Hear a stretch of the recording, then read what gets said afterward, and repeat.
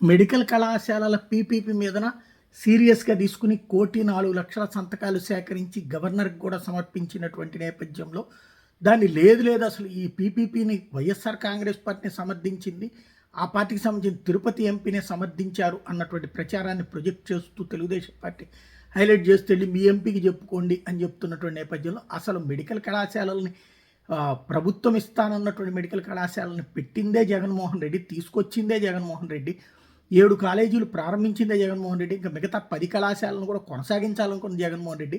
అట్లాంటి వైఎస్ఆర్ కాంగ్రెస్ పార్టీలో ఉండి ఏ విధంగా నేను సమర్థిస్తాను అంటూ గతంలో స్టాండింగ్ కమిటీ సభ్యుడిగా ఉన్నప్పుడు ఏం జరిగింది, ఇప్పుడేం జరిగింది అన్నటువంటి విషయాలను వివరిస్తూ సుదీర్ఘమైనటువంటి ఒక వీడియోని ప్రొజెక్ట్ చేసుకొచ్చారు. గురుమూర్తి ఎవరైతే వైఎస్ఆర్ కాంగ్రెస్ పార్టీ తిరుపతి ఎంపీ అభాండాలు వేసి తప్పుని ఒక అబద్ధాన్ని పదే ప్రచారం చేయడం ద్వారా ఎందుకు చెడగొడతారని నిలదీశారు. అదే సందర్భంలో ఇతర రాష్ట్రాల్లో చూసుకున్న ప్రైవేట్ ఫీజులు అనేది దోపిడీతో కూడుకున్నటువంటివి, ప్రభుత్వ ఫీజులు ఎంత తక్కువ ఉంటాయో చూడండి అంటూ ఎయిమ్స్ లాంటి వాటి ఫీజులను కూడా లెక్క విప్పి చెప్పారు. రాబోయేటటువంటి రోజుల్లో కూడా ప్రైవేటీకరణ ఏదైతే పీపీపీ అనేది తాను వ్యతిరేకమని తేల్చి చెప్పారు. అందరికీ నమస్కారం. నిన్నటి నుంచి పూర్తిగా తెలుగుదేశం పార్టీ ఈ మెడికల్ కాలేజ్ ప్రైవేటైజేషన్ మీద రకరకాల వాదనల్ని ప్రజల్లోకి చూపిస్తూ ఉంది.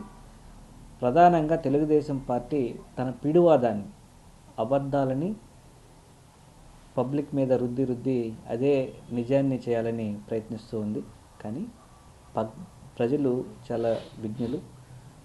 ఇప్పటికే రాష్ట్ర వ్యాప్తంగా నలుమూలలుగా ఈ మెడికల్ కాలేజ్ ప్రైవేటైజేషన్ మీద పబ్లిక్లో తీవ్రమైనటువంటి వ్యతిరేకత స్టార్ట్ అయింది. దానికి నిదర్శనంగానే దాదాపుగా 1,00,00,000 మందికి పైగా తమ స్వహస్తాలతో సిగ్నేచర్స్ చేసి మెడికల్ కాలేజ్ ప్రైవేటైజేషన్ని వ్యతిరేకించడం జరిగింది. వైఎస్ జగన్మోహన్ రెడ్డి గారు రాష్ట్రంలో ఉన్నటువంటి పేద ప్రజలందరికీ హెల్త్ ఇన్ఫ్రాస్ట్రక్చర్ అందుబాటులో ఉండాలని, అలాగే ఏదైనా అత్యవసర పరిస్థితి ఏర్పడినప్పుడు కొన్ని ప్రైవేట్ హాస్పిటళ్ళు మరీ ఎక్కువగా చార్జ్ చేయకుండా రెండు బ్యాలెన్స్డ్గా ఉంటూ నాణ్యమైనటువంటి వైద్యం ఆంధ్ర రాష్ట్ర ప్రజలందరికీ అందుబాటులో ఉండాలని, అలాగే ఎంతోమంది విద్యార్థులకి డాక్టర్ చదవాలన్నటువంటి కళని నెరవేర్చాలని, మన రాష్ట్రంలో ఉన్నటువంటి బిడ్డలు మన రాష్ట్రంలోనే ఎక్కువగా చదువుకునే అవకాశాలు ఉండాలని, దాదాపుగా 10 లక్షల మంది నీట్ క్వాలిఫై అవుతుంటే కేవలం దేశవ్యాప్తంగా కేవలం 60,000 సీట్లకి లోపలే, అంటే 56,000 సీట్లు మాత్రమే ఉండి మిగిలినటువంటి వాటి కోసం సీట్ల కోసం ప్రైవేట్ కాలేజెస్ మీద ఆధారపడడం, అలాగే ఇతర దేశాలకు వెళ్ళడం, ఎక్కువ డబ్బుల్ని ఖర్చు పెట్టడం, వాళ్ళ కుటుంబాలు ఆర్థికంగా గుల్లైపోవడం మనం అందరం చూస్తూనే ఉన్నాం. కొంతమంది బెలారస్, అలాగే ఉక్రెయిన్ ఇలా వెళ్ళి రష్యా యుక్రెయిన్ యుద్ధం అప్పుడు ఎంత సఫర్ అయ్యారో ఆ పేరెంట్స్ కానీ వాళ్ళందరూ కానీ వర్ణనాతీతం వాళ్ళ బాధలు. వీటన్నిటినీ దృష్టిలో పెట్టుకొని వైఎస్ జగన్మోహన్ రెడ్డి గారు గొప్ప మనసుతో ప్రతి జిల్లాలోనూ ఒక హాస్పిటల్, దాంతోపాటు మెడికల్ కాలేజ్ ఉండాలని, అందులోనూ ప్రభుత్వమే అత్యాధునిక సదుపాయాలతో లండన్లో ఏదైతే హెల్త్ కేర్ సిస్టమ్ ఉందో దాన్ని ఒక మోడల్గా చూసుకొని సూపర్ స్పెషాలిటీ హాస్పిటల్ నుంచి గ్రామ స్థాయిలో ఉండే చిన్న పేద వాళ్ళ ఇంటి వరకు వైద్య విధానాన్ని సమూలంగా మార్చివేసే విధంగా ఒక రిఫార్మ్స్ తీసుకొచ్చారు. ఫ్యామిలీ హెల్త్ కాన్సెప్ట్ దగ్గర నుంచి సూపర్ స్పెషాలిటీ హాస్పిటల్ స్థాయి వరకు అన్ని వైద్య సేవలు ఏ గ్రామంలో మారుమూల వాళ్ళకైనా కూడా అందాలనే ఉద్దేశంతో దానిలో భాగంగా ఈ 17 మెడికల్ కాలేజెస్కు కొన్నిటికి మాత్రమే గవర్నమెంట్ ఆఫ్ ఇండియా అసిస్టెన్స్ ఇస్తే మిగిలినటువంటి కాలేజెస్కి అన్నిటికి కూడా నాబార్డ్తోనూ సిఎస్ఎస్తోనూ వీటన్నిటితోనూ ఫైనాన్షియల్ అసిస్టెన్స్ వాళ్ళ తీసుకొని త్వరితగతిన వేగంగా వీటిని పూర్తి చేసి అన్ని మెడికల్ కాలేజెస్ని అందుబాటులోకి తీసుకురావాలని, దానిలో భాగంగా 3 కాలేజెస్కి ఆల్రెడీ పూర్తయిపోయి కొన్ని మెడికల్ సీట్లు కూడా అలాట్ అయితే ఆ సీట్లు వద్దని రాష్ట్ర ప్రభుత్వమే రికమెండ్ చేస్తూ పంపించింది. ఎక్కడికక్కడ మెడికల్ కాలేజ్ నిర్మాణాలు ఆపేయాలని జీవోలే చేసి సర్క్యులర్స్ పంపించారు. ఇవన్నీ కూడా విత్ ఆధారాలతో సహా ఉన్నాయి. చేసినటువంటి జీవోలు ఏంటి, కన్స్ట్రక్షన్ ఆపేయాలని ఏ అయితే మీ ఆదేశాలు ఇచ్చిండారో అవన్నీ కూడా అన్నీ ఆన్ పేపర్ అన్ని ఎవిడెన్స్ ఉన్నాయి. కానీ ఇవన్నిటిని తొంగలోకి తొక్కి కొత్త వాదన తీసుకొచ్చారు. ఏమని తీసుకొచ్చారు? ఢిల్లీలో మేము ప్రైవేట్ మెడికల్ కాలేజీలకి అనుకూలంగా స్టాండింగ్ కమిటీలో మేము సంతకం పెట్టినట్టు, గల్లీలో వచ్చి వైఎస్ఆర్ కాంగ్రెస్ పార్టీ పోరాటం చేస్తున్నట్టు మీరు చేస్తున్నటువంటి అబద్ధాలు అన్నీ ఇన్ని కావు. స్టాండింగ్ కమిటీ రిపోర్ట్స్లో ఏమేమి చెప్పారు అనేది పూర్తిగా చూడాల్సినటువంటి అవసరం. ఇదే మోడల్లో గోస్ట్ ఫ్యాకల్టీ విధానం ఉందని, చాలా వాటిల్లో ఫ్యాకల్టీ పూర్తి స్థాయిలో నియమించుకుంటే ఎక్కువ ఖర్చు అవుతుందని ఎక్కువ శాతం ప్రైవేట్ కాలేజెస్